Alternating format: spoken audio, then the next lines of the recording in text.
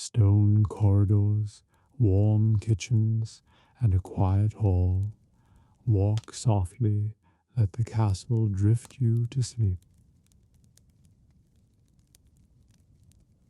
At the very edge of the castle's outer wall stood the Gatehouse, a squat, powerful tower built to watch the world beyond. Its great oak doors, bound with iron, were the mouth of the castle. Here every traveler, merchant, and pilgrim passed. Here guards kept wary eyes on the road, and watchmen called to one another across battlements. The Gatehouse was both welcome and warning, a threshold where peace could turn to defense in the beat of a heart. Before dawn the watch changed. The night guards, stiff with cold, stamped their boots on the stone as they waited for relief. Above, in the narrow chamber of the upper gate, a brazier burned low, casting a red glow on faces shadowed by helms. Down below, a sleepy porter unlocked the wicket door, a small man-sized opening within the great gate, so that the day guard could file out. They came yawning and laughing softly, cloaks wrapped tight, spears glinting faintly in the dim light. The sergeant of the gate arrived next, a weathered man with sharp eyes. He examined the hinges and bolts, checked the drawbridge chains, and thumped the great oak doors with the butt of his spear to hear their solid heart. Then he unlocked the winch house. Its gears and ropes creaked as the portcullis, an iron-toothed grill, was hauled slowly upward. The sound rang deep and heavy, echoing through the cold stone. Beyond, the outer road was empty, but for morning mist curling in low folds. The gatehouse itself was a small world. On one side stood the guardroom, a long, low chamber with benches, weapons racks, and a small hearth where a pot of broth simmered for the men. Here they played dice on quiet hours, or mended straps, or sharpened spearheads on whetstones. On the other side lay the porter's room, crowded with keys, ledgers, and the great horns used to sound alarm. Stairs wound up to the parapet, where lookouts scanned the horizon. As dawn brightened, the day's work began.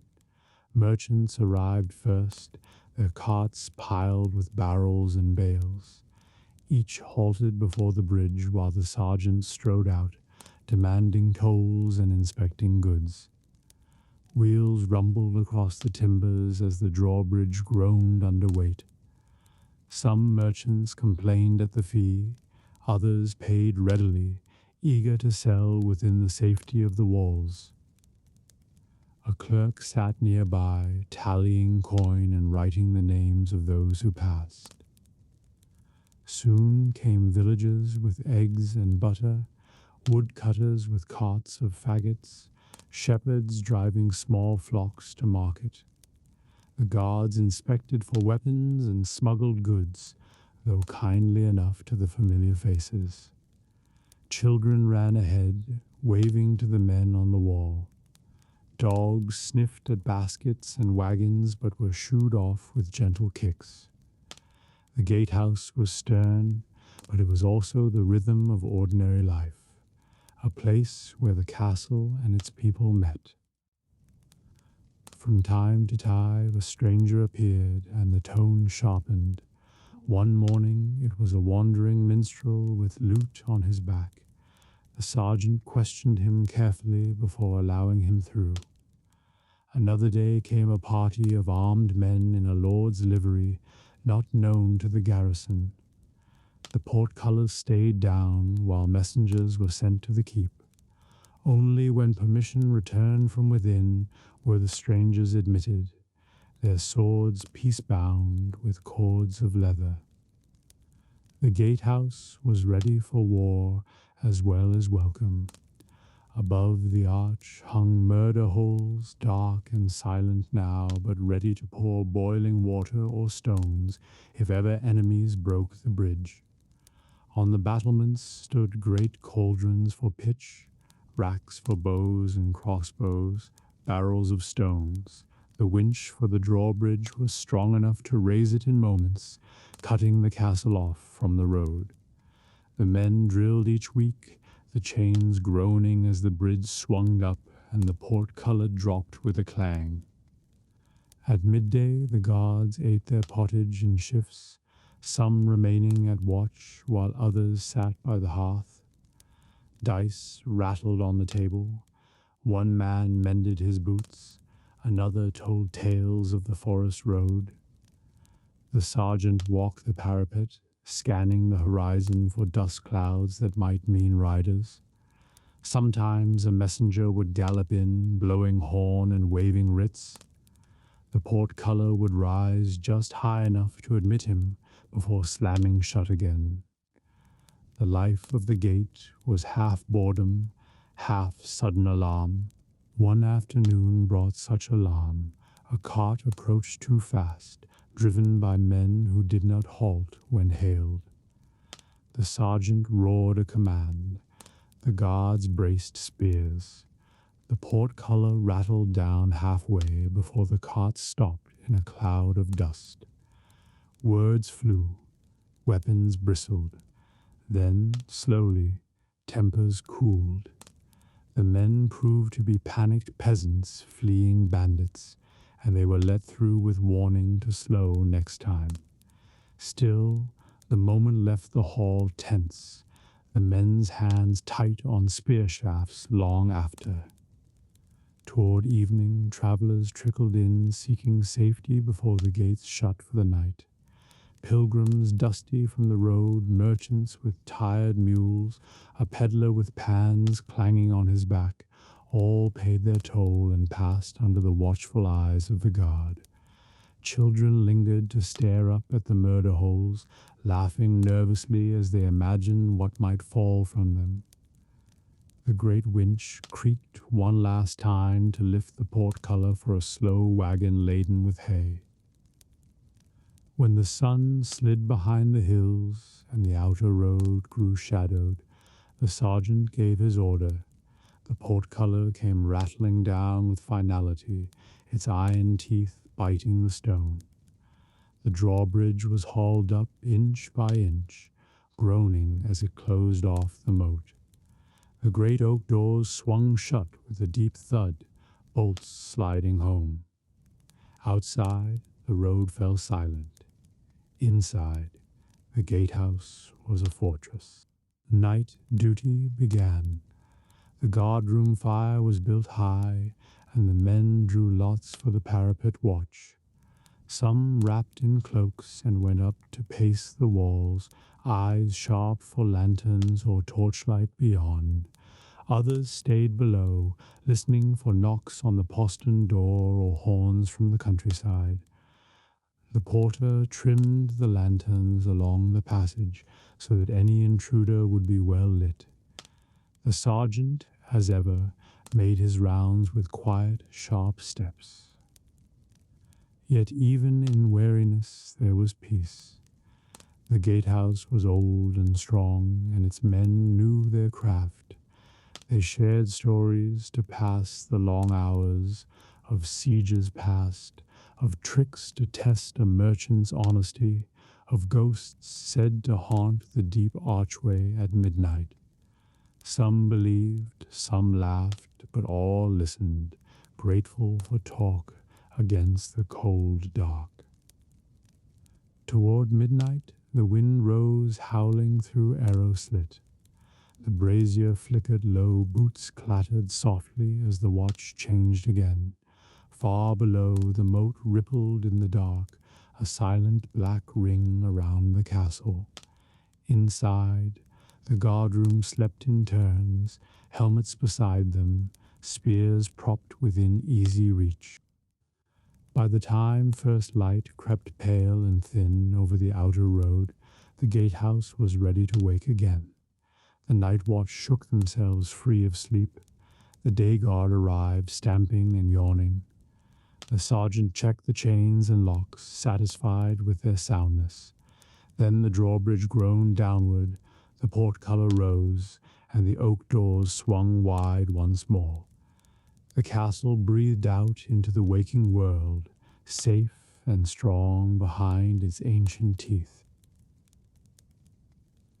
High in the castle keep, away from the noise of the yard and the echo of the great hall, lay the lady's solar. It was a quiet room filled with soft light and warmth, the private heart of the Lord's household. Here, away from the cold formality of court, the lady of the castle ruled in gentler ways, keeping accounts, guiding servants, teaching children, and weaving the invisible threads that bound a great house together. The solar was reached by a turning stair, its stones worn smooth by centuries of footsteps. At the top was a heavy oak door carved with vines and small birds, polished by the hands that pushed it open each day. Beyond stretched a room unlike the stern chambers below. Its walls hung with tapestries of hunting and harvest, its floors strewn with thick wool rugs. Narrow windows looked out over the fields and river beyond, catching the morning sun and softening the stone with gold. At dawn the solar was quiet but not empty. The ladies' maids arrived first, carrying baskets of linen, polished brass candlesticks, and small trays of sewing tools. They built a small fire in the hearth, setting the kindling to crackle and adding logs until the room breathed warmth. Curtains were drawn back, letting pale light fall across the long table where the lady worked. Cushions were plumped, stools set out, and a copper kettle placed on the trivet for warming spiced wine or water. The lady came soon after, climbing the stair in a sweep of soft wool skirts, a veil falling gracefully about her shoulders. Sometimes she brought her youngest children, still drowsy and clutching small toys. She greeted her maids quietly, offering a smile or a nod, then moved to the window seat to watch the waking world, smoke curling from the village below, the gatehouse opening, the river brightening under the pale sky. For a moment the burdens of rule seemed distant. But the solar was not idle. Soon a steward arrived bearing ledgers and tallies, stores of grain, barrels of ale, bales of wool from the manor's flocks. The lady listened carefully, asking questions in a voice soft but firm. How much bread had been baked for the household? Were the hens laying well? Was the kitchen stocked with spices for winter? She balanced the accounts with sure fingers, tallying rents owed and gifts promised. Though the Lord judged and fought, she ensured the house ran whole. After business came craft. On the long table lay embroidery frames, silks wound on spindles, and patterns drawn on parchment. The lady's hands, steady and clever, moved with quiet grace as she stitched tiny gold leaves, a border of flowers for a chapel cloth, the proud lion of the house for a banner. Her maids sewed beside her, chatting softly as their needles flashed. Sometimes the lady taught a new stitch to an eager novice, leaning close with patience and warmth. The solar was also a place of learning. Here the castle's children came to be taught, reading from a psalter, counting coins, reciting prayers. The chaplain might visit to instruct in scripture or Latin, a music master to teach lute or song. The lady watched it all, guiding with gentle word or encouraging smile. To grow in her presence was to learn courtesy, prudence, and quiet strength. Letters, too, were written here. A small desk by the hearth held parchment, quills, and pots of black and red ink. The lady corresponded with kin in distant manors, with abbots and abbesses, with merchants in town. She arranged marriages, bargained for cloth, pledged gifts to shrines. Her letters, neat and measured, were a web of influence as strong as any chain of steel. A messenger would wait at the door, cap in hand, ready to carry them down the stair and out to the wide world. From time to time, visitors came, other noble ladies from nearby lands, a wandering minstrel hoping for patronage, a merchant's wife bringing fine silks for inspection. The solar filled then with soft talk and the rustle of gowns, the scent of spiced wine and sweet cakes brought up from the kitchens. Plans were laid for feasts, for the coming of winter, for the marriages and fortunes of sons and daughters. The room, though calm, was a place where futures quietly took shape. At midday, a small meal was often taken here. Fresh bread, soft cheese, fruit in season, perhaps a cup of warmed wine. The lady and her companions ate simply but well, laughing over light gossip or sharing news from the hall below. Through the windows came the distant sounds of the castle, hammer on anvil, dogs barking in the yard, the trumpet at the gatehouse. Yet the solar remained a refuge, touched with warmth and steady light. Afternoons brought more work or sometimes rest. If the weather was fine, the lady might step onto the small stone balcony to breathe the oaken air, her veil fluttering in the breeze. She would look down on the gardens where herbs and flowers grew for medicine and delight, or watch the practice yard where knights drilled with sword and lance. Children would wave if they saw her, and she would smile and raise a hand. Other days were busier. Tailors might arrive to fit new gowns, minstrels to practice for an evening's feast, tenants' wives to seek advice on household matters. A girl betrothed too young might weep softly at the lady's knee, comforted by her calm and kindness. Gifts were chosen here too, ribbons for faithful maids, books for the chapel, a small silver brooch for a new bride. In this quiet chamber, generosity was planned with care. As dusk approached, the room grew golden with the slanting sun. Candles were lit one by one, their flames flickering on tapestries and polished wood. The steward might return with final news of the day, rents collected, disputes settled, supplies prepared for feast or journey. The lady listened, nodded, and closed her ledgers. Sometimes she sent a message to the Lord below, a gentle reminder of some forgotten need or a word of wise counsel for tomorrow's court. Evenings in the solar were gentle. Embroidery might continue under candlelight, the soft hiss of thread and quiet murmur of voices filling the room. A maid might read aloud from a romance or saint's life, her voice low and soothing.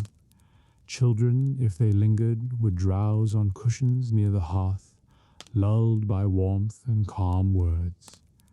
Outside, the courtyard echoed with the clatter of supper, but here was peace. When the hour grew late, the lady dismissed to attendants. They curtsied and slipped away down the stair, leaving the room hushed and warm. She might linger a moment longer by the window, gazing at the night torches burning at the gate, stars wheeling above the dark fields, the faint glow of distant village hearths. Then she would close the shutters, bank the fire, and follow her maids to the family's private chambers. Once empty, the solar seemed to hold her presence still. The fire burned low, casting shadows across the embroidery frame and the polished desk. The banners hung unmoving in the quiet air. Outside the stone walls the castle stood guard, strong and cold, but within this high room there lingered warmth and patient power, kind that shaped lives softly, day by day, without need of sword or trumpet. Beyond the gatehouse and the busy outer yard lies the beating heart of any medieval castle or manor, the great hall. Step through its heavy doors and you enter a world at once practical and ceremonial, where the ordinary life of servants mingles with the glitter of feasts and the quiet gravity of justice. The building itself is impressive by design. Even a modest hall towers higher than the cottages outside the walls. Its roof beams, often oak darkened by smoke, rise like the ribs of an upturned ship.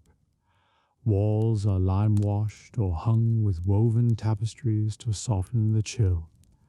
At one end a vast hearth blazes beneath a hooded chimney, or in older places an open central fire smolders with smoke venting through louvered roof.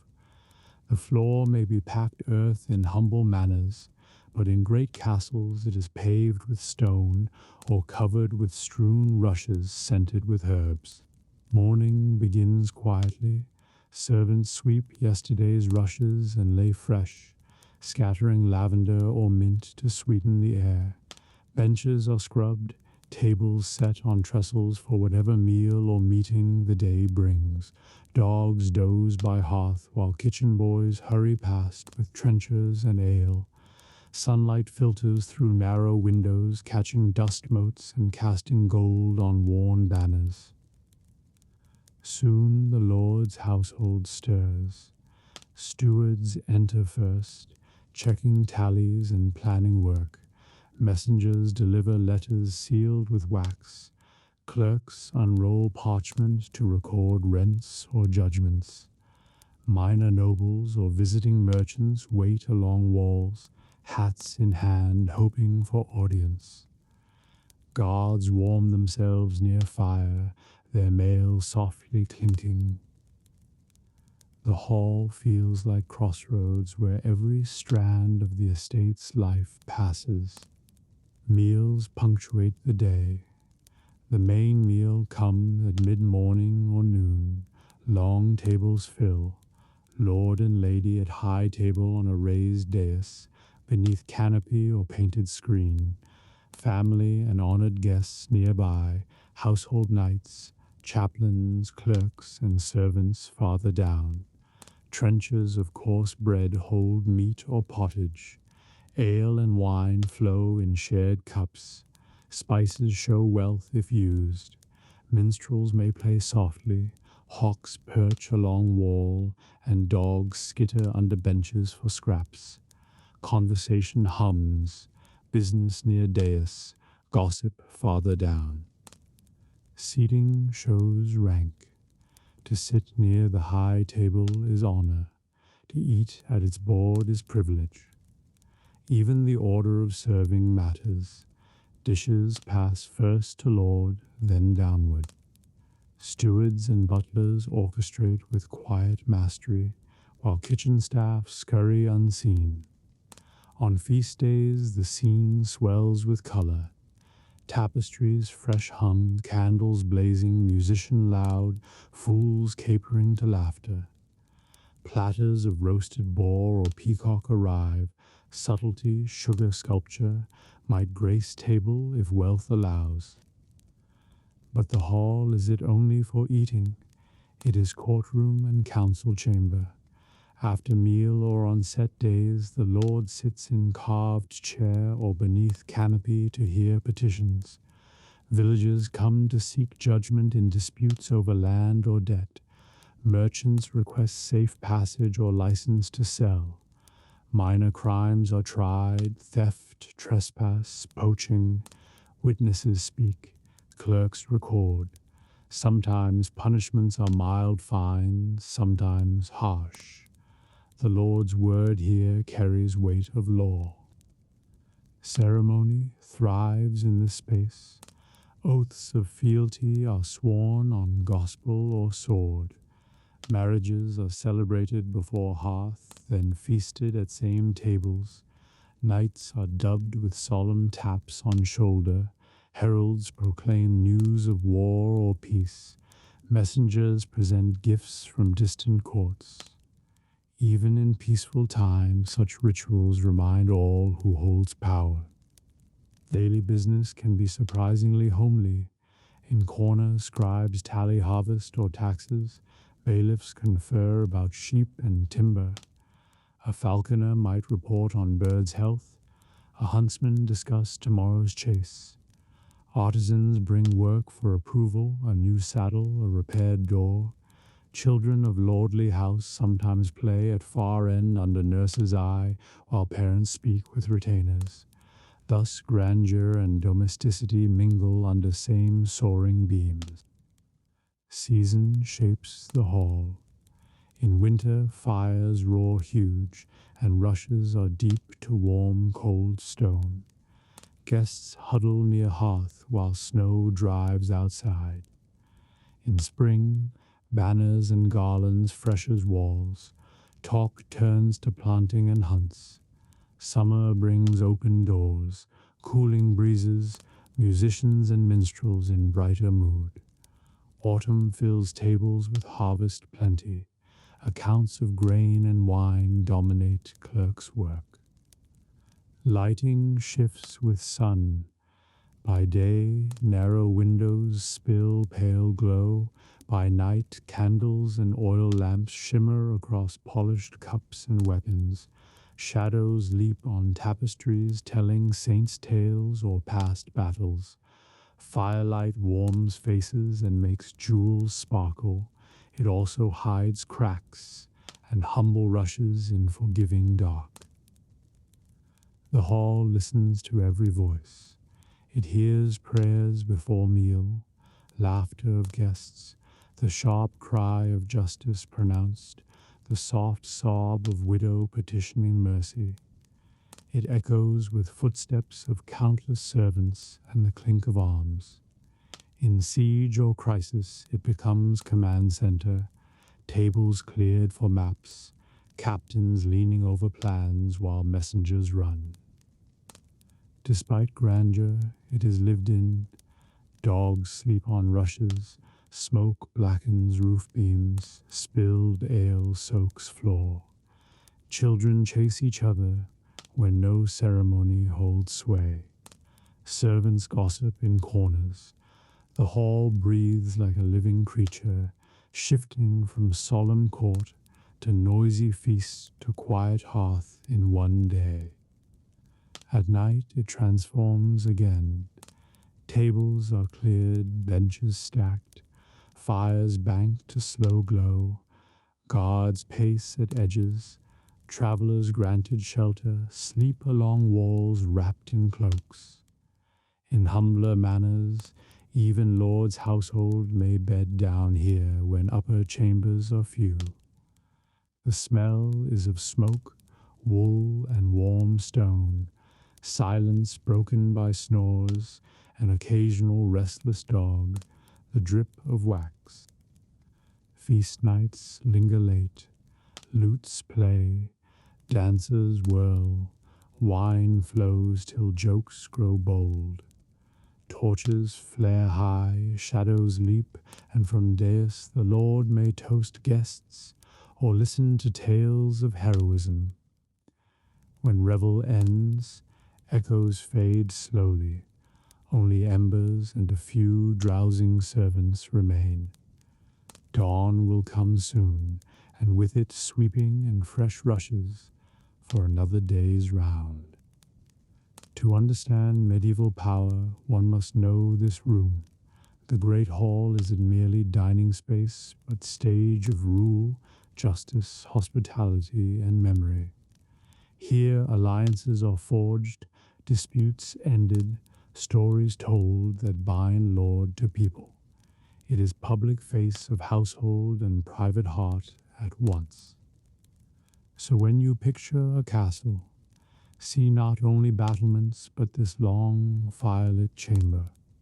Hear clatter of trenchers, rustle of silk beside homespun, whispered prayers, shouted commands. Smell roasting meat, beeswax, smoke.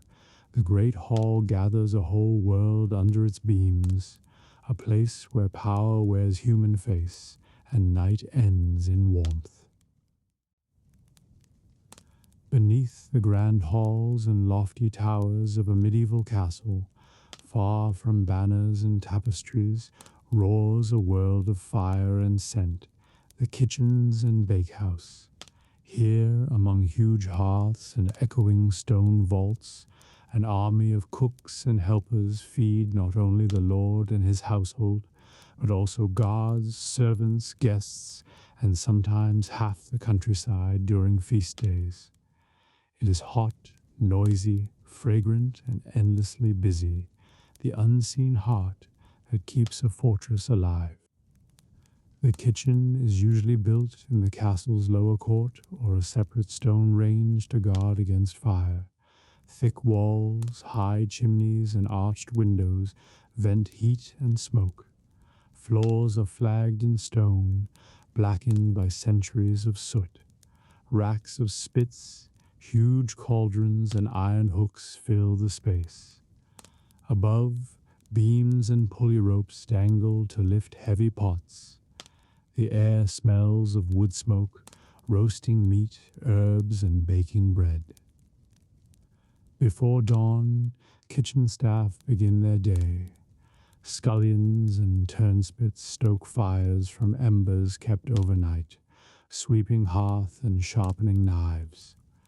Potboys haul water from well or cistern, shoulders straining under sloshing buckets.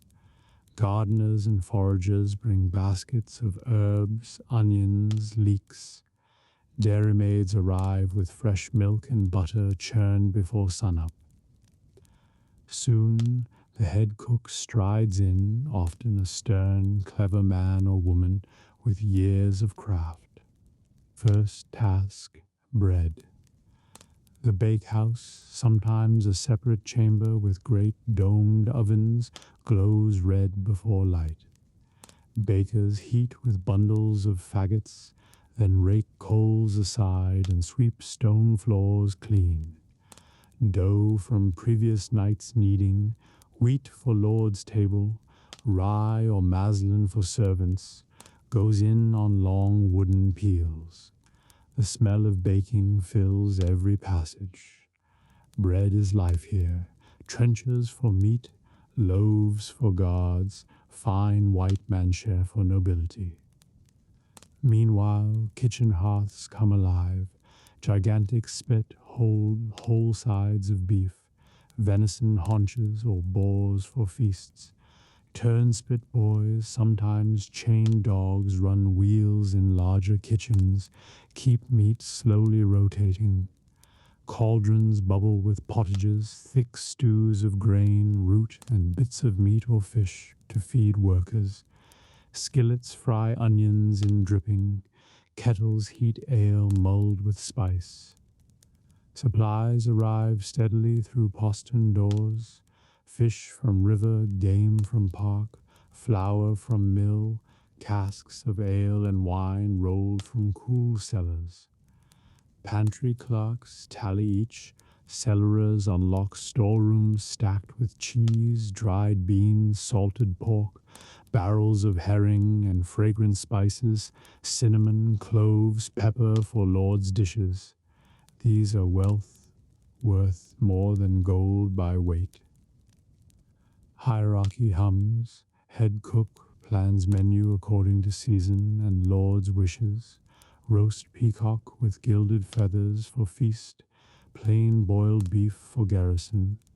Undercooks chop and stir. Pastry cooks craft pies, both savory and sweet. Sauce makers grind herbs, nuts, and vinegar in mortars. Boys fetch and carry, learning slowly. Scullions scrub endless pots. Each knows place. Kitchen runs like small army. On ordinary day, meals come twice. hearty midday dinner and lighter supper at dusk. Guards and servants eat simple fare, coarse bread, pottage, cheese. Nobles dine on white bread, roasts, game birds, fish in sauce, custards, fruit tarts. Presentation matters, trenchers arranged with color, sauces poured bright green or golden. Some cooks carve coats of arms in pie crusts, or craft sugar subtleties shaped like castles or beasts. Feast day is storm of effort. Hunters bring deer, fishermen deliver fresh catch, butchers in courtyard strip carcasses, meat salted or hung. Pastry cooks mold huge crust coffins to hold spiced fillings. Sauciers crush almonds for blancmange, boil sugar for sweets. Pages run messages, stewards oversee with sharp eye. Fires blaze hotter, air thick with spice and roast. Musicians may slip in to test hall's sound. All know Lord expects spectacle. Danger never far.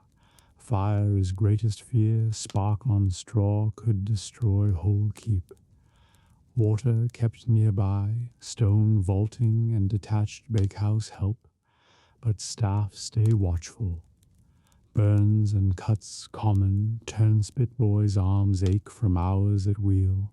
Smoke stings eyes, heat drains strength, yet pride carries them. To feed castle is honor. Season changes menu. Spring brings young lamb, herbs, fresh eggs. Summer fills larders with berries, river fish, early grains. Autumn is bounty slaughter of hogs, apples, nuts, mushrooms. Winter leans on salted meat, dried peas, stored roots, with spice to enliven. Cooks know how to stretch stores, yet surprise palate, skill prized by lord. Faith threads kitchen too. Meatless days keep fishmongers busy. Cooks create rich dishes without flesh. Eel pies, almond milk stews, feast of patron saint may see blessed bread. Lent transforms menu entirely. Prayers said for safety of hearth and plenty of larders. At night, after last platters cleared from great hall and leftovers sent to servants or poor at gate, kitchen finally slows. Fires banked but not out, bread ovens cooling. Staff eat plain supper, bits of roast, stew, bread dipped in dripping, laughing and recounting feast. Knives honed, pots scrubbed till shine, floors swept of bones and spilled flour. Head cook checks stores by lamplight, plans next day. The bakehouse too rests, ovens dark until midnight. Bakers return to knead dough for morning. Outside, guards patrol silent court. From windows wafts faint warm scent of cooling loaves. A fortress sleeps easier when its belly is full. To imagine castle life, do not picture only banners and knights. Picture this roaring, fragrant kitchen and bakehouse, where unknown hands fed armies and nobles, turned harvest into sustenance, and kept stone halls warm with life. The day of court dawned cold and pale over the castle. Mist clung to the moat and drifted across the cobbled yard, blurring the shapes of men and beasts already at work. Beyond the high outer gate, villagers gathered in the chill, waiting for permission to enter and present their petitions. Within the walls, the great tower loomed, its narrow windows dark against the dawn, and from its crown a single banner stirred in the early breeze. Inside, the great hall was already stirring to life, though the Lord had not yet appeared. Servants moved in measured silence, sweeping yesterday's rushes and scattering new ones laced with mint and dried marigold. The long trestle tables that had stood for supper were carried aside.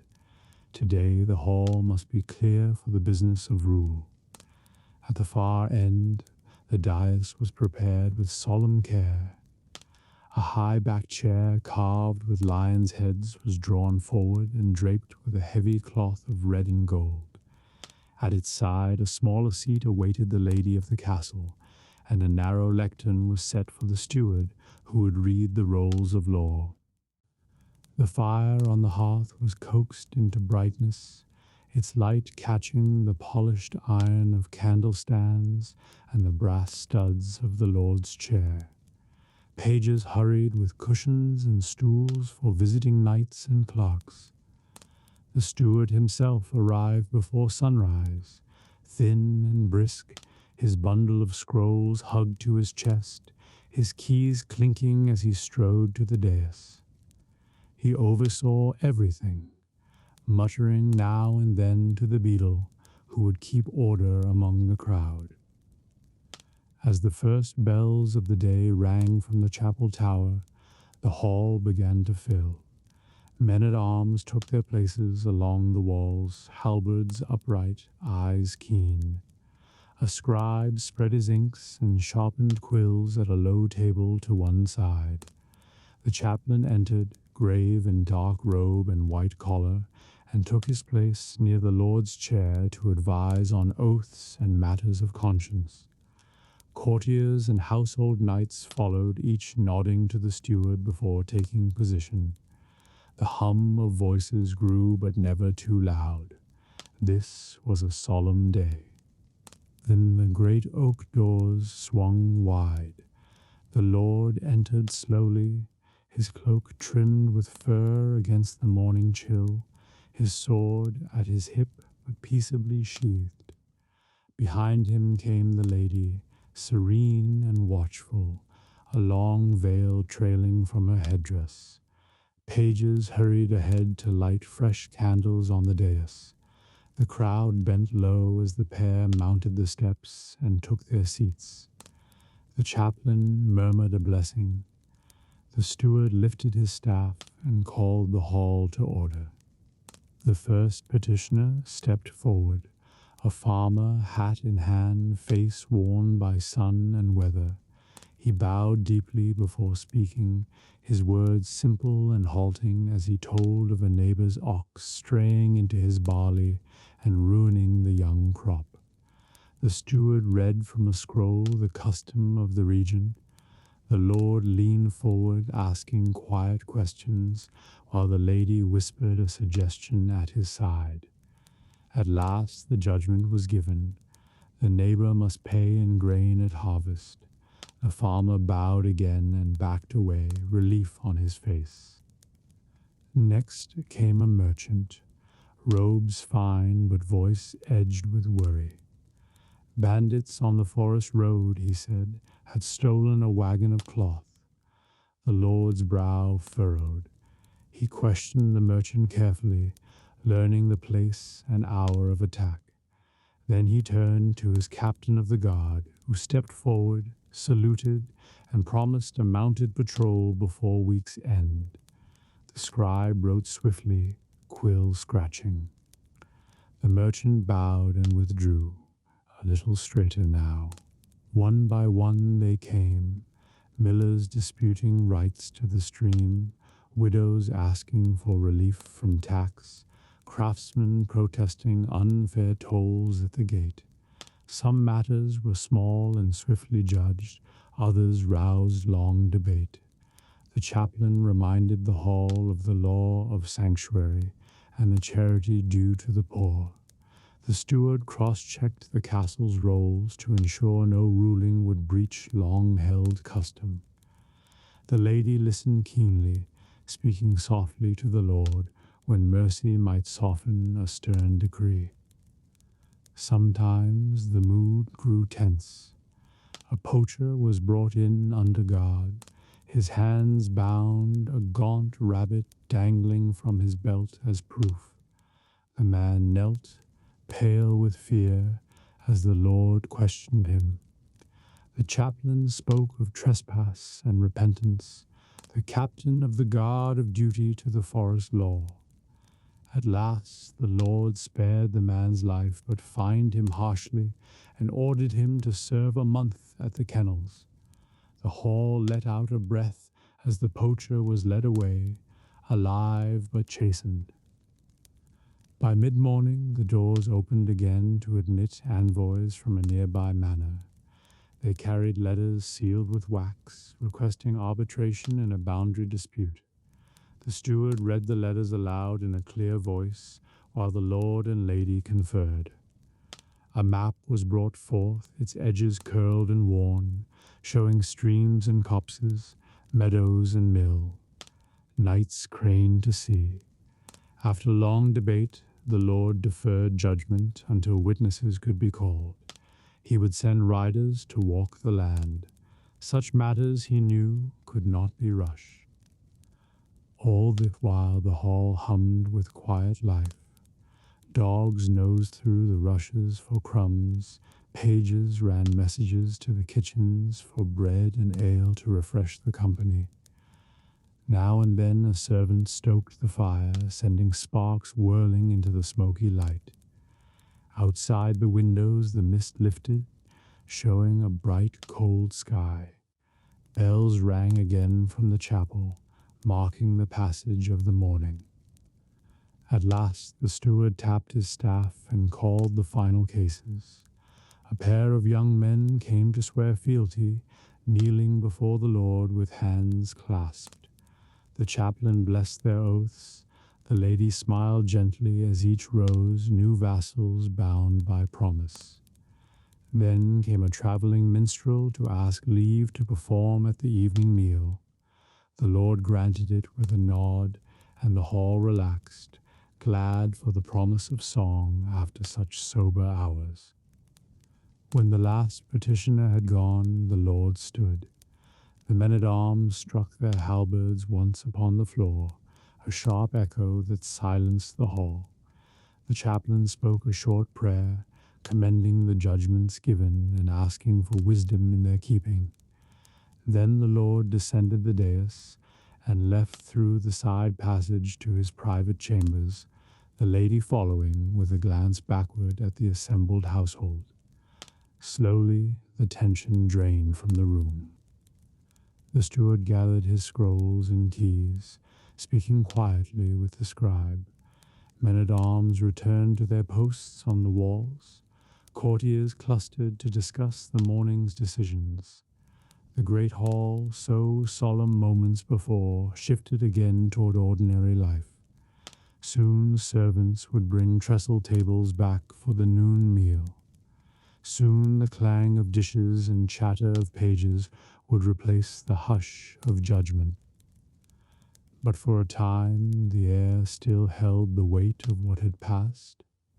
Here in this hall, under banners faded by smoke and years, lives had been shaped, fields secured, taxes lifted, punishments given, oaths sworn.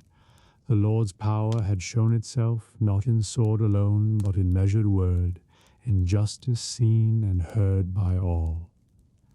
The lady's quiet counsel and the chaplain's grave advice had tempered it, and the steward's records would make it lasting. Outside the great doors the petitioners dispersed, some relieved, some muttering, some smiling through tears.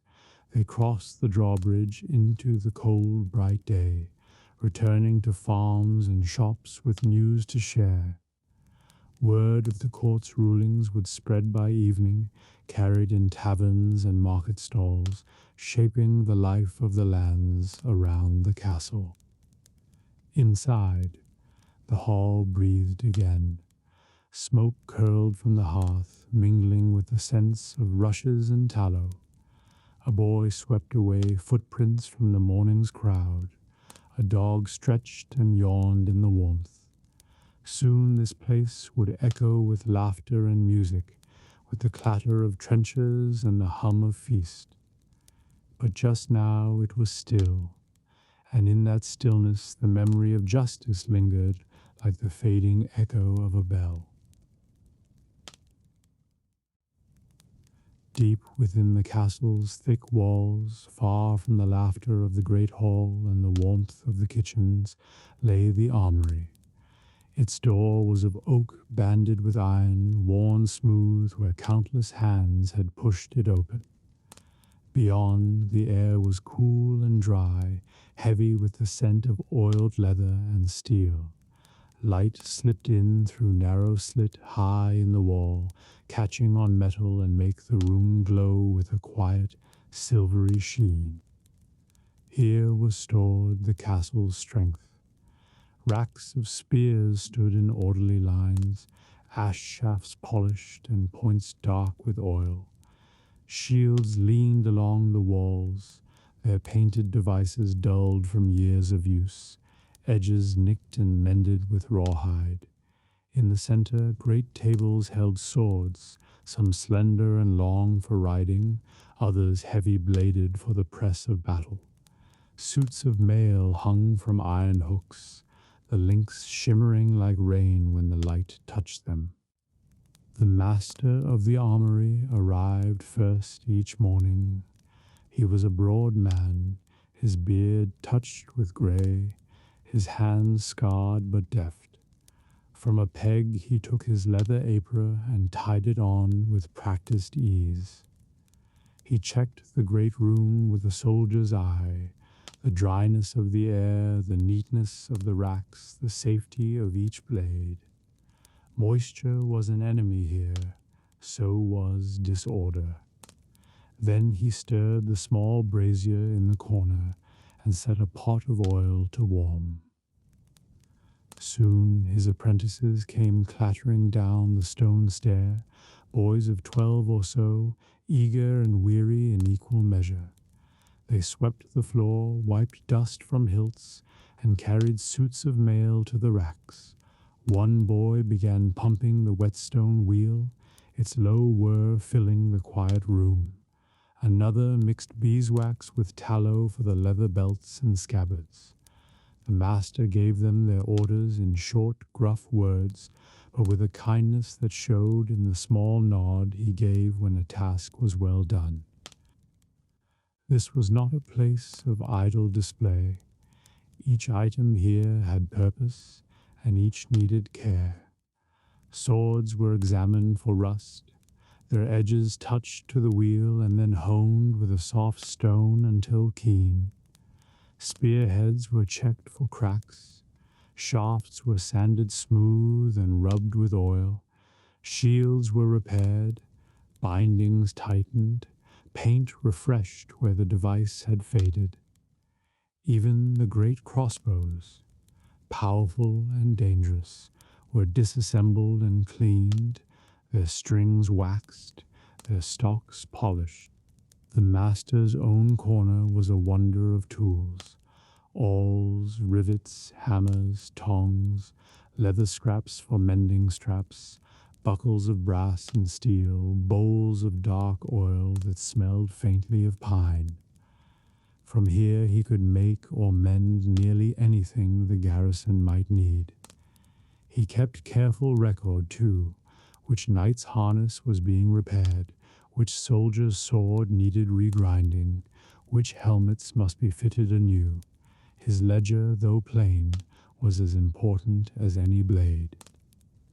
From time to time, men-at-arms came down the stair to fetch or return gear. A soldier might bring his mail for patching, showing where a link had broken in last week's drill. A page might arrive to collect a clean sword for his master, standing awkwardly under the armorer's quiet scrutiny. Each was served in turn, but none before the master had checked and approved the work. To him, a loose rivet or a dull edge was no small thing. It could mean life or death. As the morning passed, the room rang with soft music of craft, the rasp of files, the whisper of cloth on steel, the slow rhythmic thump of a hammer closing a rivet. Dust motes danced in the shafts of light. The apprentices sweated at the wheel, but smiled when the master passed, and ran a calloused thumb along their finished edges. He taught as he worked, explaining how to harden a blade, why to oil mail in winter, how to fit a helm so it would not twist in battle. Sometimes knights themselves came, bringing fine pieces for care. One arrived today, Sir Alaric, tall and broad-shouldered, his surcoat dusty from the road. He bore a sword with a deep notch near the guard. The master frowned, turning it in the light. They spoke softly, knight and craftsman, about the break of the edge, the grind it would take to make it true again. Sir Alaric watched with respect as the master set to work, sparks flaring at the wheel while the boy pumped steadily. At noon, the apprentices ate their bread and cheese in a corner, wiping hands clean of oil before touching food. The master took only a little, busy still with a helm that needed riveting. Outside the armory, the castle bustled, bells rang, hooves clattered.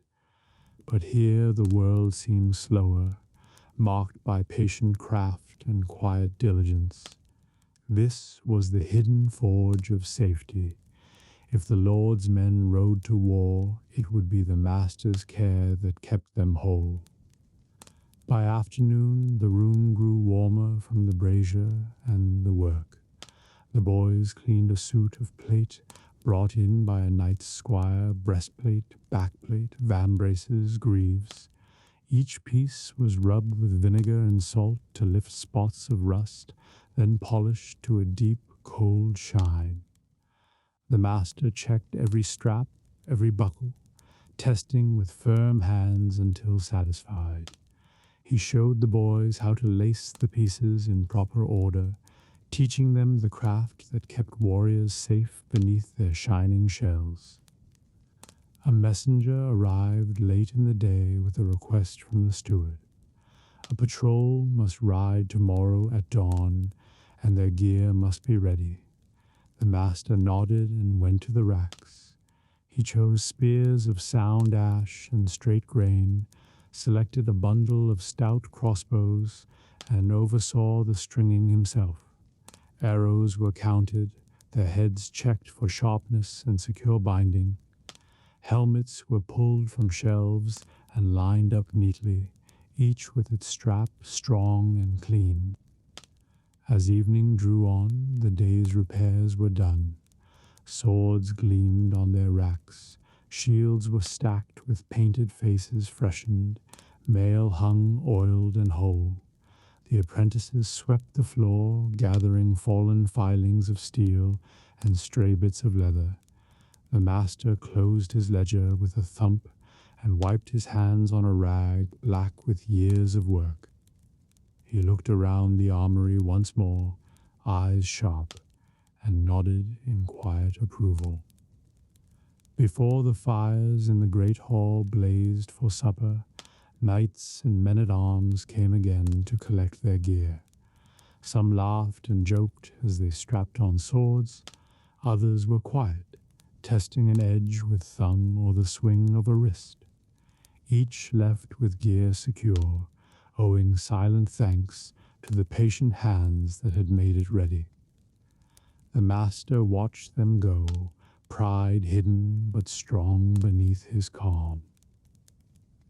When the last had departed and the room was still, the apprentices banked the brazier and hung up aprons. The light had turned soft and gold through the high slit. The master walked once around the room, touching a shield here, a helm there, as if to bless his charges. Then he shut the heavy door and turned the great iron key. Outside, the castle feasted and laughed. Inside, the armory lay quiet, its strength sleeping but ready for whatever the morrow might bring. At the far edge of the castle yard, beyond the stables and kennels, stood a quiet row of timbered sheds and fenced pens. This was the falconer's Mews, a place of keen eyes and swift wings, where the art of hunting with hawks and falcons was tended with care. Though the castle bustled with soldiers and servants, here a calmer rhythm ruled, one of feeding, training, and trust between man and bird.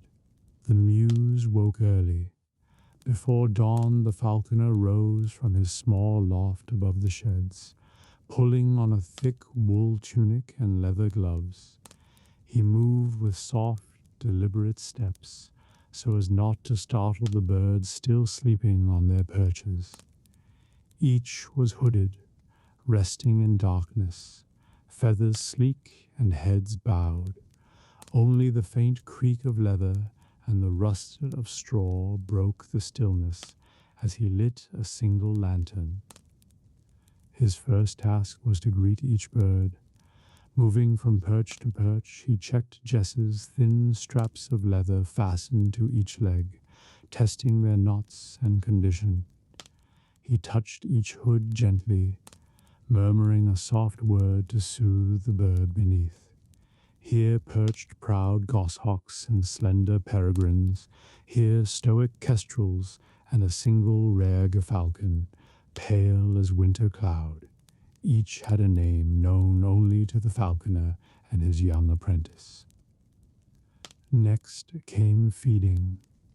Small wooden boxes held yesterday's quarry, rabbits, pigeons, and morsels of fresh meat.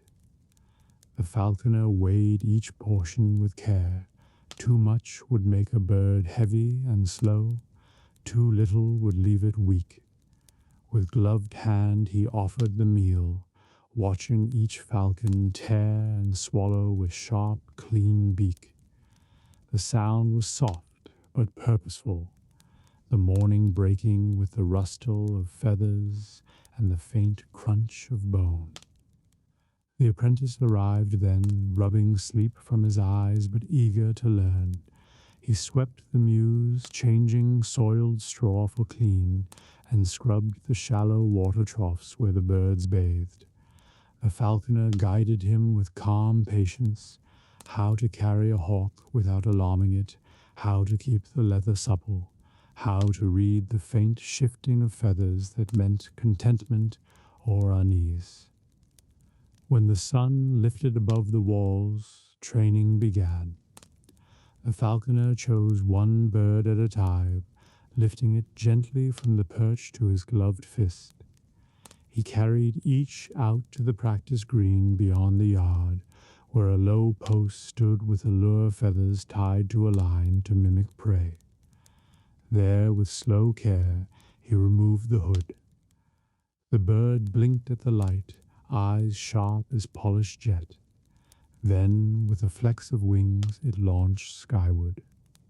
The falconer worked the lure in smooth circles, calling softly. The hawk soared, wheeled, and stooped in swift dives, striking the lure with a clatter of feathers. The apprentice gasped each time at the grace and speed. The falconer only smiled faintly, patient and precise. When the bird returned, landing steady on the glove, it was rewarded with a morsel of meat and a quiet stroke along its breast. Each bird had its own temperament. Some were fierce and quick, eager to strike, others calm and deliberate, watching long before moving.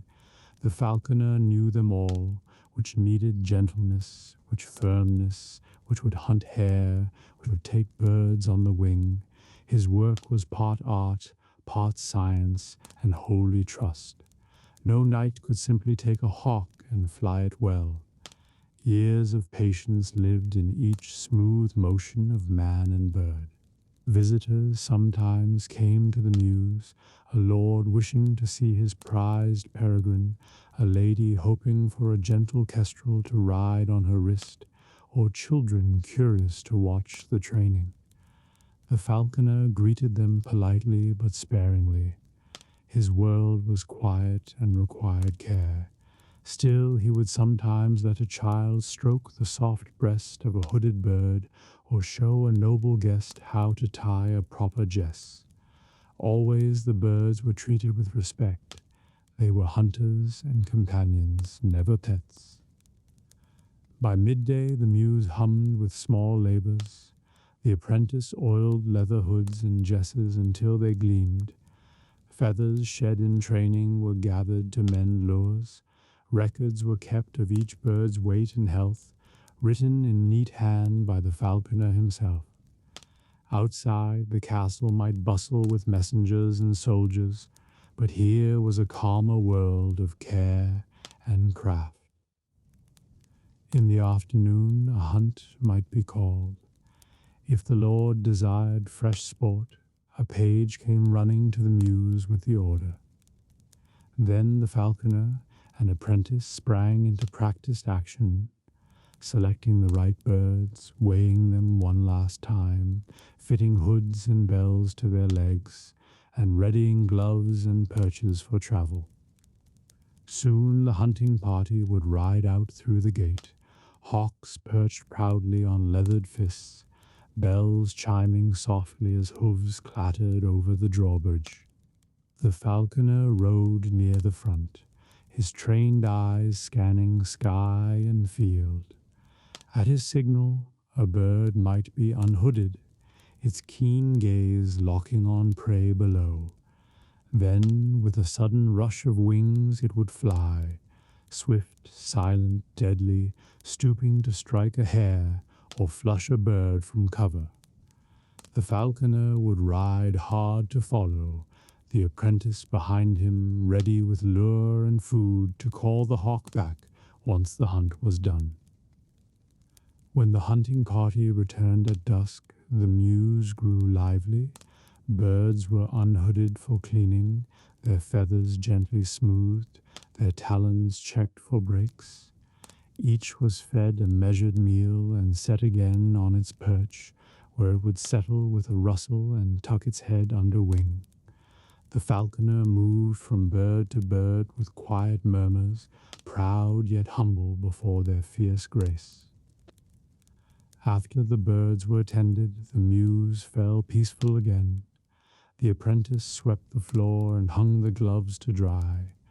The falconer checked each perch, tightened each knot, and banked the small brazier that kept the night chill at bay.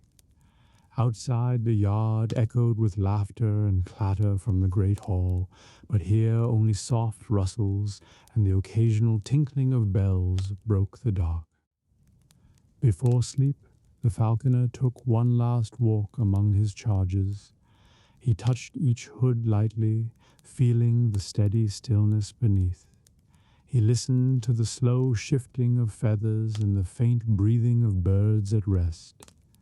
These were hunters, noble and wild, yet they had learned to trust him.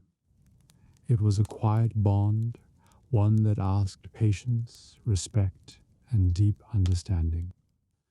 At last he doused the lantern and climbed to his narrow loft. Through the tiny window he could see the night sky, vast and cold. Somewhere an owl called.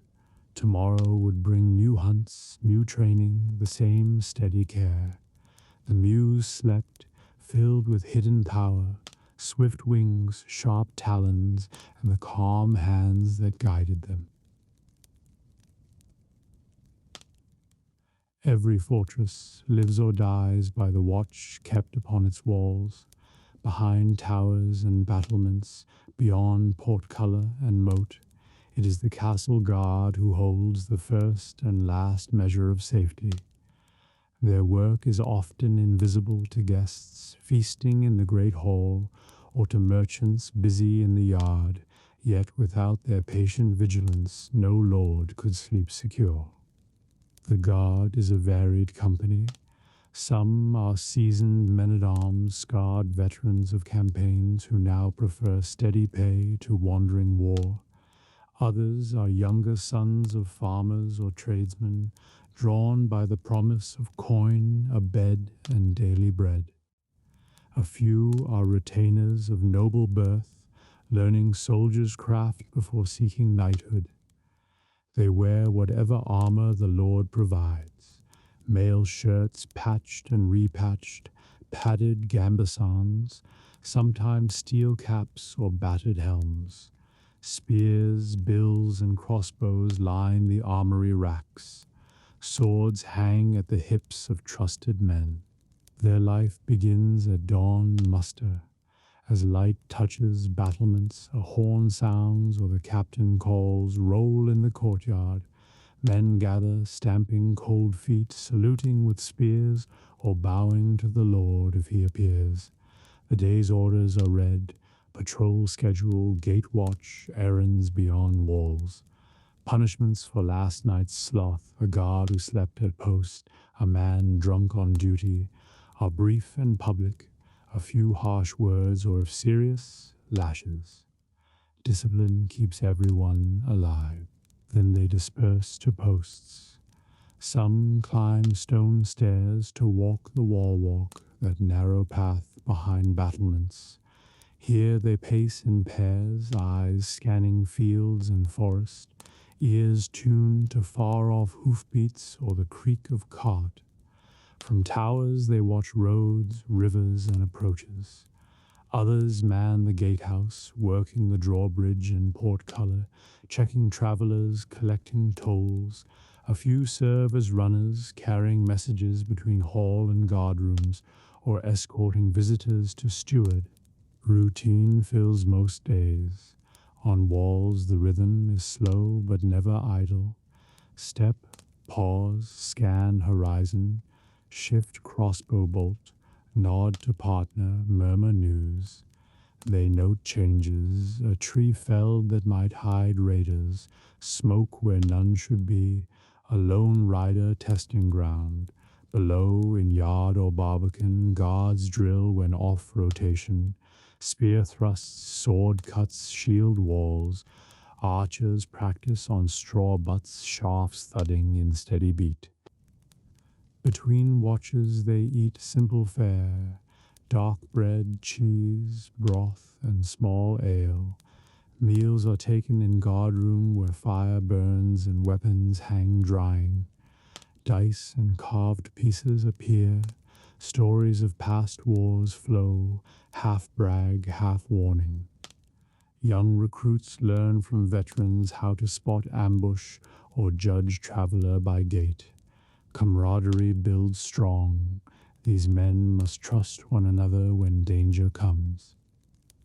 Danger is rare but never far. Bandits may test defenses, slipping close to steal livestock or kidnap for ransom. Disputes between lords can flare suddenly. One day's peace becomes next day's siege. In border castles, raiding parties strike and vanish. Guards learn to sleep lightly and keep gear near.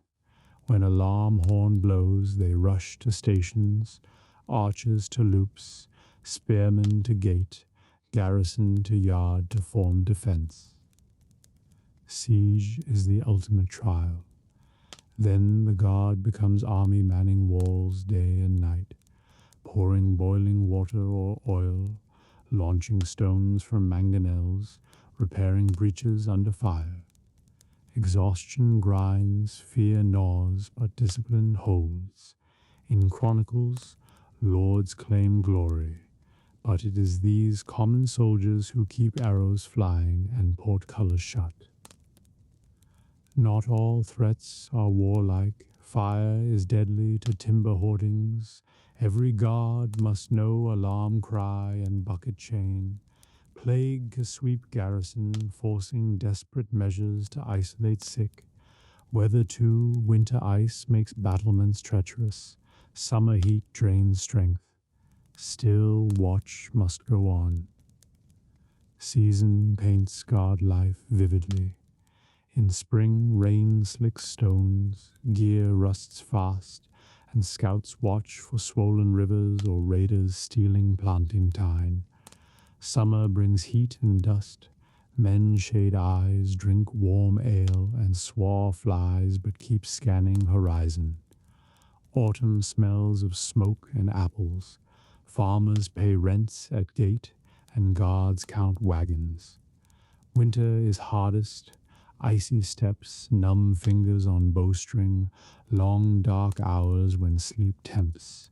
Yet the fire in guardroom and shared jokes keep morale alive. Hierarchy governs the watch. A captain commands often trusted knight or veteran sergeant. Under him lieutenants assign posts, oversee drills, and report to steward or directly to lord. Loyalty is prized. Betrayal means ruin.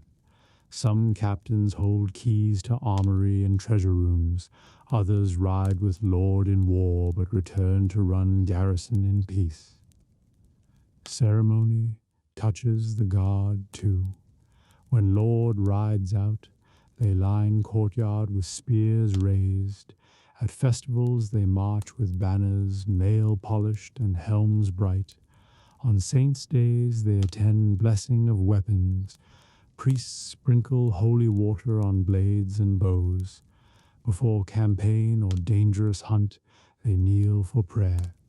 Despite rough speech and dice games, most keep tokens of faith, a cross, saint's medal, or charm sewn under padding. The guard also acts as police within walls. They keep peace in yard, break tavern brawls, escort prisoners to cell or pillory. Merchants cheating scales may find a mailed hand on shoulder. Drunken servants are hauled before steward. Thus they shape daily order, not just war readiness. Evenings change pace. As sun lowers, men rotate. Fresh watch takes walls. Tired ones head to guardroom or humble quarters. Shared bunks, straw mattresses, perhaps small hearth. They eat, men gear, swap tales. Laughter rings, cards or dice clatter, a lute might strum. Yet at sunset horn sounds again, gates close, portcullis lowers, and night watch takes solemn hold. Night watch is hardest. Stars wheel overhead, fields vanish in dark. Every rustle could be thief or beast. Torches smoke, lanterns sputter.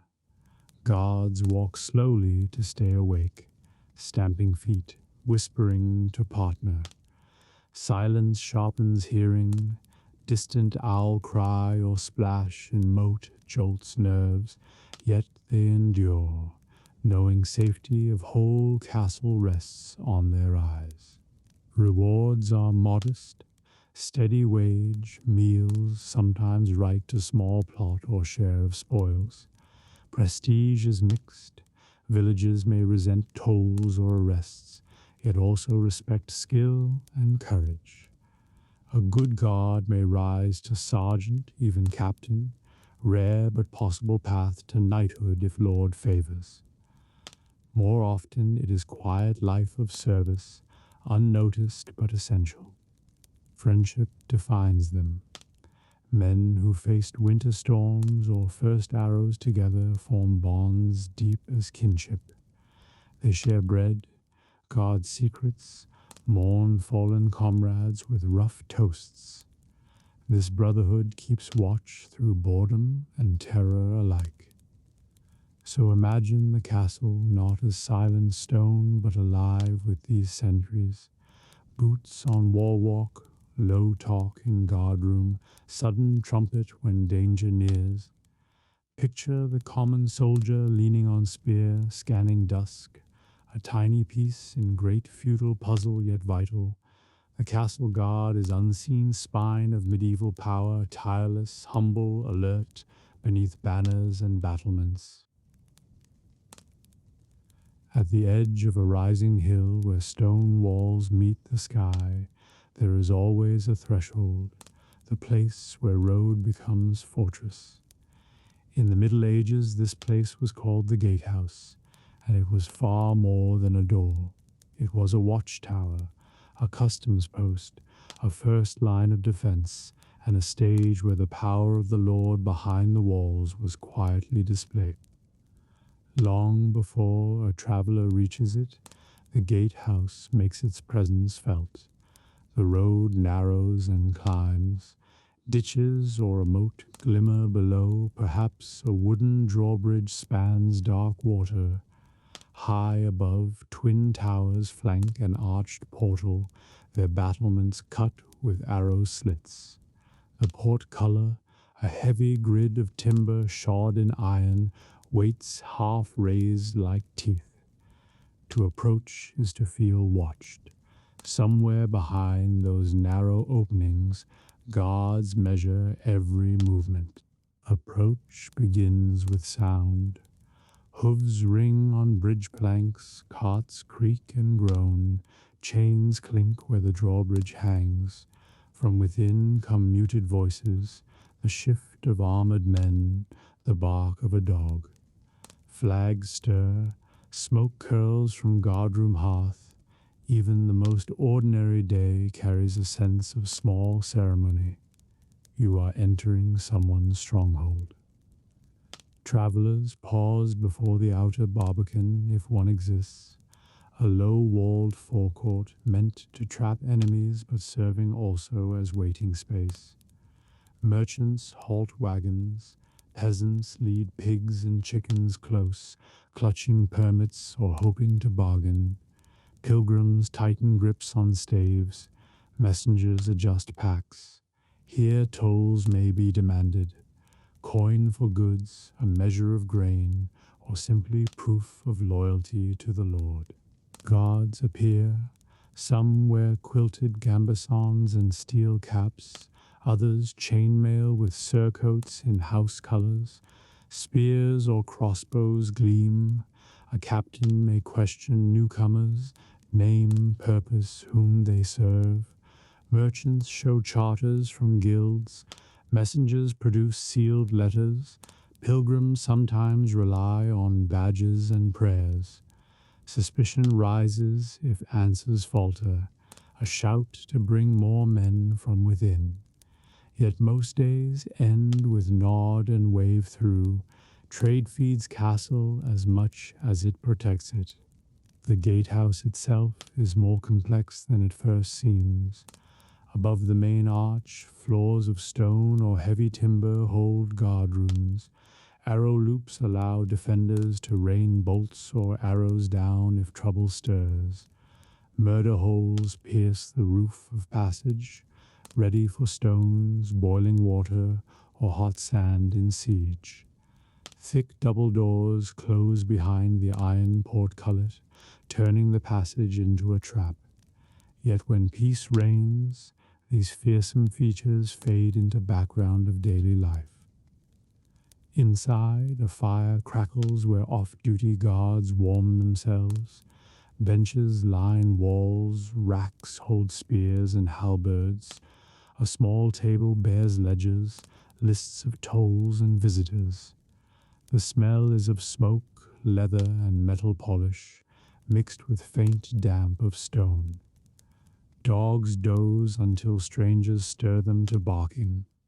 Sometimes a small shrine sits in corner St. George or Michael, guarding soldiers who watch the gate. Life here follows rhythm of traffic. At dawn, the portcullis is winched up with groan and clatter. Drawbridge chains rattle. Farmers from outlying manors bring grain or eggs to sell. Servants return from fields with carts of firewood. Traders from distant towns arrive with cloth, salt, or wine, hopeful for sale inside walls. Messengers gallop through, splashed with mud. Children press close to see strangers. Dogs weave underfoot until shooed away. Ceremony accompanies important arrivals. When a noble guest approaches, trumpets may sound. Guards snap to attention, captain rides forward, and the drawbridge lowers with deliberate grace. Banners wave, grooms hurry to stables, servants to kitchen. The Gatehouse becomes theatre, displaying the Lord's wealth and order. The visitor passes under carved coats of arms and into courtyard lined with curious faces. Yet ordinary days define the Gatehouse more than pageantry. Guards stamp cold feet in winter, chat softly in summer heat, sharpen weapons, dice to pastime. Apprentices sweep and oil chains. A blacksmith may appear to fix hinge or ring. Dogs patrol yard, noses to ground. Travelers bring gossip. A new tax upriver, war rumors, strange weather. The Gatehouse listens and quietly feeds news inward. Defense drills punctuate routine. Horn blasts, portcullis slams down, archers take posts. It may be only practice, but adrenaline spikes. Young guards learn to drop chains smoothly, to aim from arrow loops, to pour stones from parapet. In real danger, bandit, raiders revolt. This calm threshold becomes deadly funnel where few can pass alive. Season changes color the place. In spring, mud splashes wagons and guards grumble about wet boots. Summer sees dust and heat shimmering off stone, buzzing flies, open gates for ventilation. Autumn smells of apples and smoke as harvest carts rumble in. Winter ices the drawbridge chains and stiffens hands. Travelers arrive cloaked and pale, grateful for warmth beyond. Festivals brighten it. Wreaths hung at Christmas, flowers in May, banners on saints' days. Tolls and markets grow around the gate. Where traffic pauses, vendors thrive. Pies, cheap ale, shoe repair, charms for safe travel. Children sell rushlights, beggars plead to those waiting entry. A small economy hums, watched by guards who sometimes join in buying treats. The Gatehouse also serves justice. Petty thieves caught outside may be tried in its shadow. Toll cheats punished, proclamations nailed to its door. Sometimes a condemned man hangs near, grim warning to rogues. Other times heralds read royal news to gathered crowd. Thus the place becomes symbol of order as well as passage. Night brings transformation. At sunset, horns sound, the portcullis lowers with heavy finality, chains clanking. Doors close, locks turn. Latecomers may plead for entry and be refused unless they pay or know someone inside. Torches flare on walls, guards pace in measured beat. Beyond, road fades into dark woods where danger waits. Inside, the courtyard sleeps easier knowing the gate is shut. For those on duty, night is long. They walk parapets, peer through slits, listen for hoofbeats or stealthy splash at moat. Fires are banked, hands warmed, dice cast quietly to fight boredom. An owl hoots, river murmurs under bridge. Somewhere a wolf howls and is answered by dogs. The watch endures till dawn horn sounds and gates creak open again. The Gatehouse stands as both welcome and warning. It says, "You may enter if you come in peace and pay your due, but cross this lord at peril." It shelters merchants and pilgrims, yet crush invaders. It is a blend of engineering, ritual, and daily work, the living edge of castle life. So picture it when you think of medieval power was on foot horals, medieval the worst people with protection and stanna. That of fel opera's mind is to have Lordner Klingash with fennels, pround small hillity. I will work with that Denis Lobelo Kalotic, Lochaunda Tuera countryside tiles of Sugtrel, the Ligre Blanche Heverton and Ever, Growly Gzossel Prittle, Wrong Shuffle, your inner life or the landscape self. Medieval Europe, within cold, they gont in Rahal Majidla. The great hall of the castle lay quiet in the first pale hours of the day. Its stone walls held the coolness of the night, and the long flagged floor was damp with the hush of early mist. High above, blackened oak beams stretched into shadow, and from them hung banners faded by years of smoke from torches and hearth. A faint scent of ash and tallow drifted under the arched roof. At the far end the dais stood empty, the Lord's carved chair waiting in the dimness, flanked by a pair of tall iron candlesticks that still held the stubs of last night's feast. The hall was the heart of the castle, and though it slumbered now, it would soon stir to the pattern of the day. First came the servants, quiet-footed and sleepy-eyed, carrying brooms of birch and rags for polishing. They swept the rush-strewn floor, shaking out the old stalks that had caught scraps of food and ash. Mice scattered to corners as the work began. Buckets of clean herbs, mint, lavender, and dried sweet flag were scattered among the new rushes, filling the air with a cool, fresh scent. At the hearth, where a fire smoldered low, two boys coaxed the embers back to life. They fed them with dry kindling, and soon a curl of smoke lifted, followed by the first gentle crackle of flame. The hearth was vast enough to walk into, blackened stone rising like a cave. Here whole trees could be burned in winter. Iron pots hung ready, soot darkened but polished, where hands had grasped them for years. Above the lintel, carved into the stone, the family's crest stood watch, a lion rampant, worn smooth by smoke. As the fire strengthened, so too did the light in the hall. Sun found its way through the narrow windows set high in the wall, falling in thin beams that caught the floating dust. More servants arrived, carrying benches to be set along the trestle tables. These tables could be taken down when space was needed. This hall was both dining room and court, market and theatre. Today they were arranged for the morning meal, long planks laid across sturdy trestles, flanked by benches polished by generations of use. Soon the kitchen door opened with a bang, and warmth and smell rolled out. Bread just baked, porridge steaming, wheels of soft cheese cut for serving.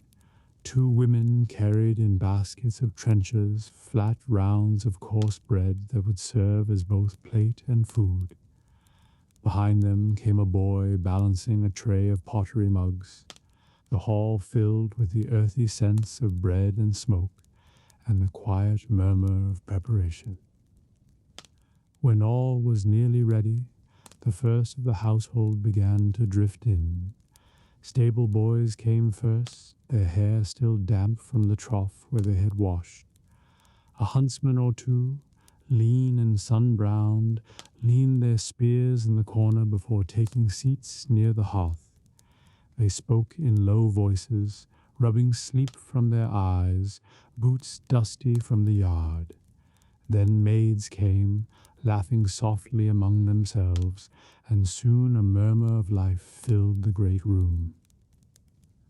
The steward entered at last, thin and brisk, a bundle of keys at his belt. He walked the hall with sharp gaze, inspecting tables, hearth, and banners. If a bench was crooked, he straightened it. If a candle guttered, he trimmed the wick with a small iron snuffer. Only when all was to his satisfaction did he give a short nod to the doorkeeper, who moved to stand by the great doors of oak bound with iron. With a groan and echo, the doors swung wide. The day had begun. Light and sound spilled in the ring of hammers from the smithy, a distant shout from the yard, the clatter of pails. Into this stride came the knights and men-at-arms, armor clinking softly as they crossed the hall. Some removed their helmets and set them on the benches. Others still smelled of the stables and horse sweat. Pages followed, small and serious, carrying cloaks and belts. Last came the Lord himself, tall beneath his fur-lined mantle, his sword at his hip. Behind him trailed his household chaplain, a grave man in dark robes, and the lady of the castle, calm and pale beneath her veil. At their entrance, the company rose and bowed. The Lord took his seat on the high dais. His lady sat beside him, and the chaplain stood ready with morning blessing. The hall grew still but for the crack of the fire. Grace was said, and the morning meal began. It was simple oat porridge sweetened with honey, bread still warm, cheese and apples from the storehouse, a little ale for the men, watered wine for the household. Pages hurried to and fro, filling mugs and fetching what was needed. Dogs slunk between the benches, hoping for scraps. A hawk perched silently on its master's wrist. Laughter and talk rose steadily, echoing against the stone vault. As the meal ended, servants swept away the trenchers and wiped the tables. Some would be fed to pigs, others were taken to the poor at the castle gate. The Lord remained seated, however, for the hall was now to be a place of justice. A small crowd of villagers and tenants had gathered at the far end, hats in hand, waiting to speak their petitions. The steward called them forward one by one. First came a miller complaining of broken rights to his stream, then a widow asking for relief from tax. The Lord listened gravely, his lady murmuring counsel at his side. Each case was considered. Sometimes the chaplain advised according to custom or scripture. The steward kept a careful tally on parchment, while a scribe scratched notes with squeaking quill. From time to time the heavy door creaked as new supplicants entered, or the dismissed left bowing low. Justice in the great hall was not swift, but it was public, and all listened. Sometimes the Lord spoke in clipped words, sometimes he questioned sharply, and sometimes, moved by pity, he leaned back and sighed before granting mercy. The lady would whisper and place a hand upon his arm. The steward would nod briskly and make a mark in the ledger. The hall grew warm with voices, the fire a steady backdrop to the theater of rule. When petitions ended, the mood changed again. Now came the herald with news from distant lands, carrying rolled parchments sealed in wax. Riders had brought word of a fair to held, of travelers to be granted passage, of unrest in a nearby town. Messengers knelt and spoke their tidings. Pages darted in with water and bread for them. The Lord leaned forward, questioning, while his knights murmured among themselves. By noon the hall was lively with planning. A hunting party would ride the next day. Repairs to the outer wall must be seen to. The armorer requested more iron for his forge. Orders were given and men dispatched. The air filled with purposeful clatter. Swords belted on, boots ringing on stone, benches dragged aside to clear space. Soon the hall would be nearly empty again, its duties done until evening. As the sun slanted lower, Servants returned to prepare the hall for supper. Fresh rushes were spread, the fire built high, and trestle tables set for a feast. For tonight a local lord would visit, bringing his retinue. The kitchen roared with activity, spits turning, pots bubbling, bread baking anew. The smell of roasting meat drifted through the doorways, rich and tempting. The musician arrived next, tuning lutes and fiddles, setting small stools near the dais. Torches were lit in their iron sconces, filling the hall with flickering warmth. Banners caught the firelight and seemed to sway gently in the rising heat. Children peeked in from the passageways, giggling at the busy scene before being shooed away. Dogs barked and leapt as platters were carried past. Then came the guests, knights in polished mail, ladies in velvet and pearls, merchants seeking favor. The lord greeted them at the threshold, the lady offering soft words of welcome. Cloaks were hung, and men bowed before taking seats. Soon the tables groaned beneath their weight. Venison pies, roasted fowl, trenchers piled with stewed fruits, flagons of ale and wine. The feast began with prayer and the breaking of bread. Then talk rose loud and merry, music weaving through the noise of eating and laughter. The great hall, solemn this morning, now shone with life and power. The heart of the castle made warm and bright. Stories were told of hunts and battles, riddles and jests passed from mouth to mouth. Children were brought in to sing or recite, earning coins and smiles. Minstrels played until the candles dripped low and the torches burned short. Sometimes a knight would rise to dance with a lady, boots clattering on the flagstones, cloaks sweeping wide. Sometimes the lord himself would laugh aloud, the weight of justice forgotten for the moment. Dogs gnawed bones beneath the benches. A falcon slept, hooded, on its perch. As night deepened, the tables cleared again. Servants moved quietly to stack benches and sweep crumbs. The musicians packed their instruments. Guests retired to chambers in the castle or to lodgings beyond the gate. The lord and lady were led away by candle-bearing pages, their day of power and hospitality done. At last the fire burned low to glowing coals. The great hall stood empty save for a single guard by the door and the faint rustle of mice in the rushes. The banners hung still, catching the last breath of heat. Moonlight slipped through the high windows, silvering the long floor. And so the hall, which had woken to rule and to feast, returned to its quiet watch through the night.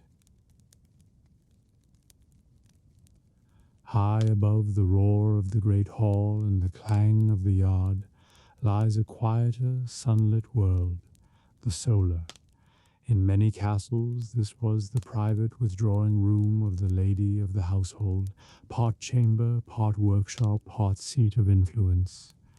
Here the stone walls soften with tapestries, the air warms with fire, and voices hush to the pace of spinning wheels, reading and counsel. It is a world apart, yet one that shapes life below. The solar is usually built on an upper floor, facing the rising sun. Thick, arrow-slit windows have been widened into small glazed lights where the family can afford it. Shutters close tight against storm and winter. Walls hung with embroidered hangings to cut cold, floor strewn with woven rugs or rushes scented with herbs. A carved chest holds linens and treasures. A great chair by hearth marks the lady's seat. Here she could look out across courtyard, gardens, or rolling fields, ruling quietly from warmth and light. Morning begins early. The lady rises from her chamber. Sometimes the solar doubles as sleeping room, sometimes separate, and comes to supervise daily work. Maids bring ewers of water, comb out hair, lace gowns. In this calm space she listens to reports, steward on household accounts, reeve on harvest, nurse on children's health.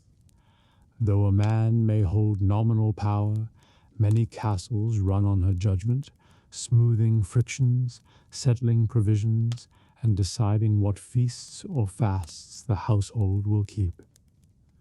Isle craft fills the room. Embroidery frames stand ready, their silk and gold threads shining in morning light. Ladies and companions bend over intricate saints, beasts or floral borders destined for chapel or hall. Spinning wheels or drop spindles hum, baskets overflow with wool and flax. Some weave narrow tapestries, others sew garments. Work is both piety and prestige. Fine embroidery shows skill, wealth, and devotion. A half-finished altar cloth may rest beside a child's simple tunic. Reading is cherished here when books exist. Illuminated psalter or romance sits on lectern. If the lady cannot read Latin, a companion or chaplain reads aloud. Stories of saints, Arthurian knights, or courteous love mingle with scripture. Music too drifts through solar, lute or harp strummed by handmaid, soft songs to pass hours. These are not idle moments. They create culture and comfort that shape the household's soul.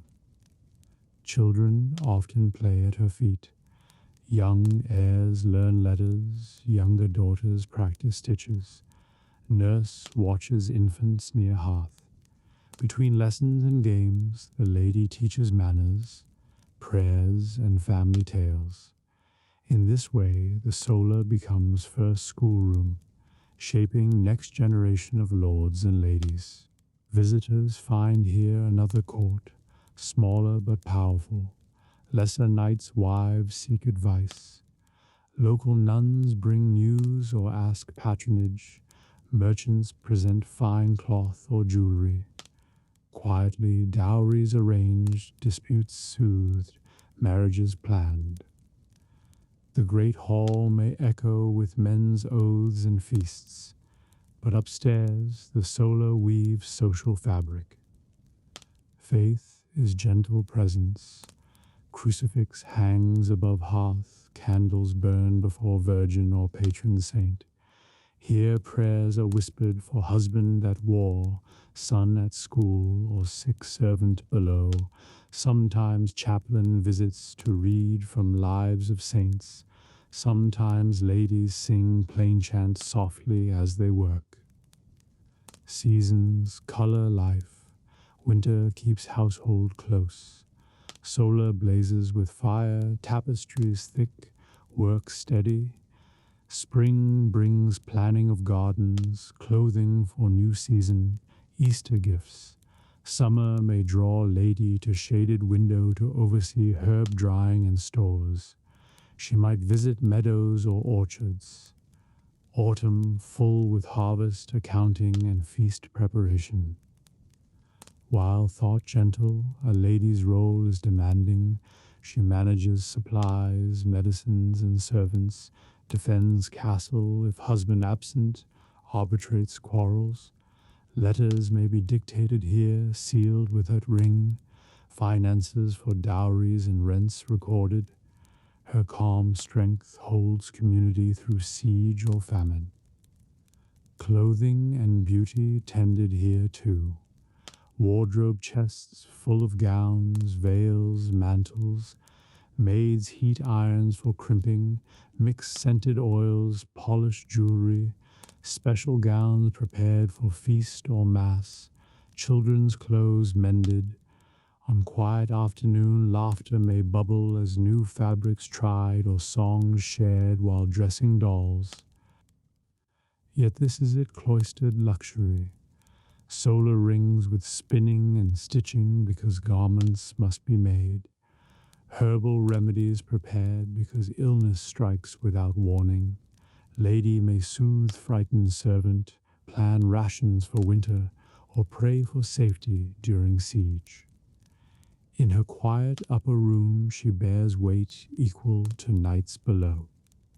Evenings grow warm and golden, fire crackles low, women finish days sewing, children sleep on cushions.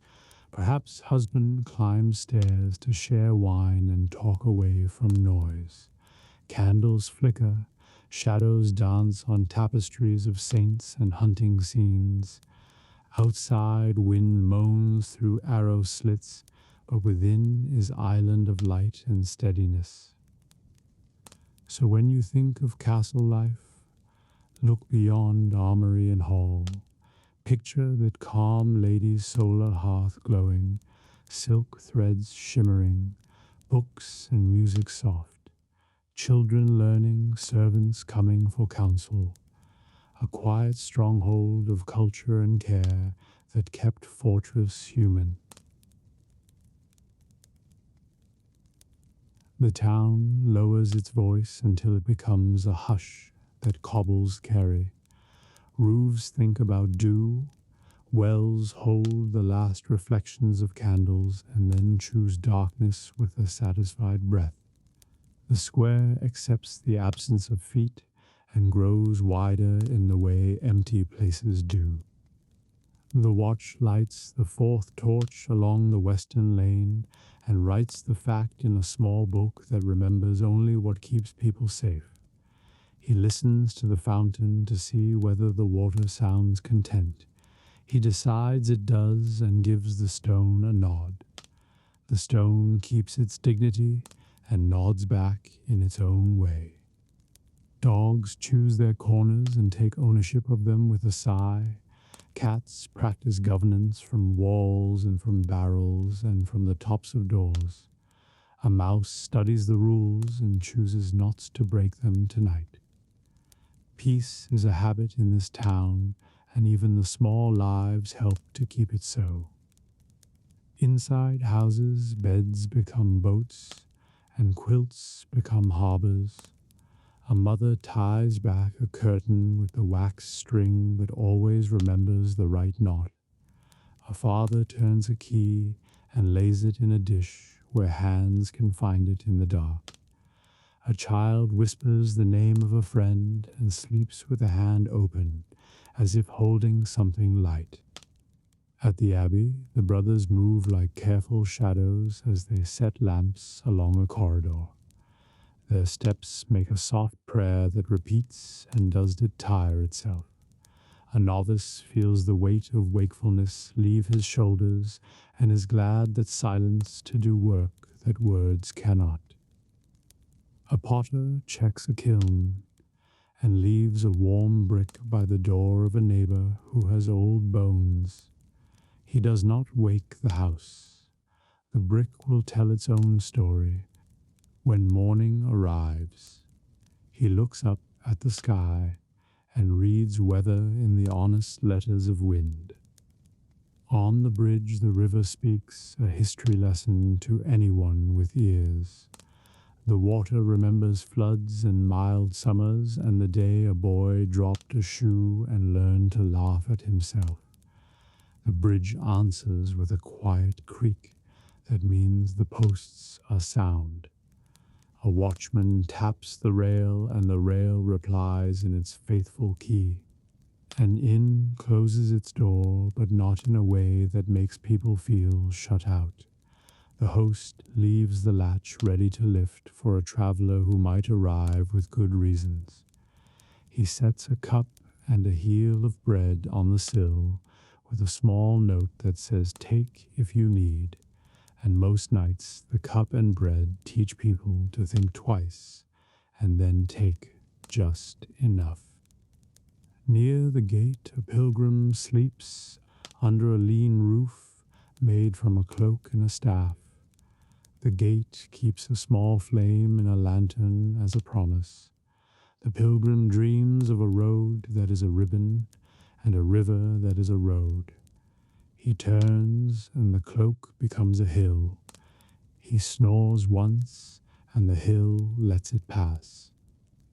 A midwife washes her hands and sets out cloth and thread in a room that smells of soap and hope. She puts her head to her belly and listens to the slow drum that means all is well. She smiles at the lantern, and the lantern nods. The room takes the smile and keeps it until needed.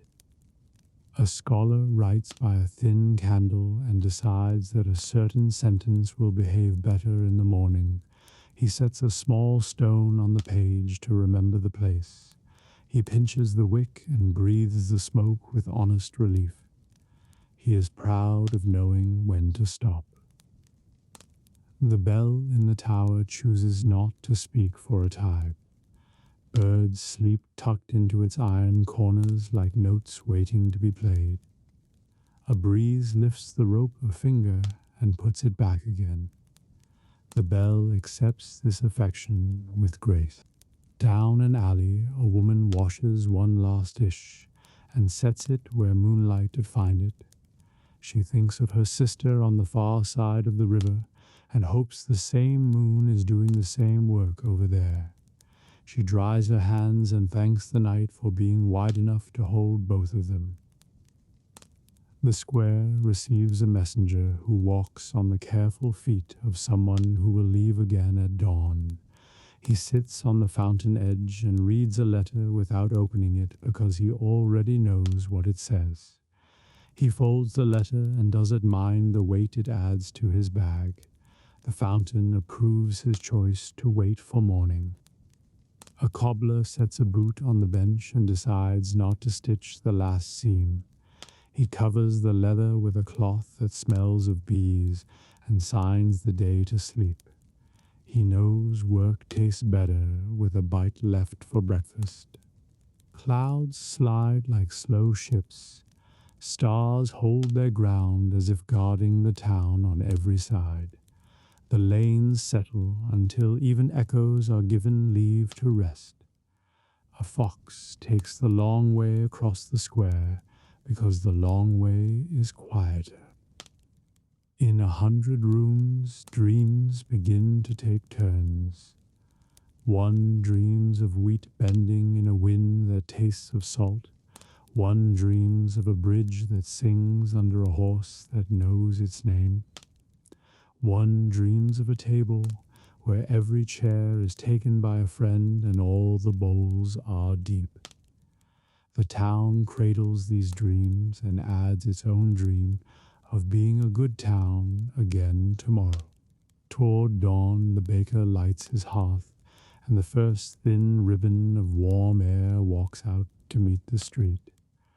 The watch calls the hour with a voice that invites birds to join. A window opens the width of a hand.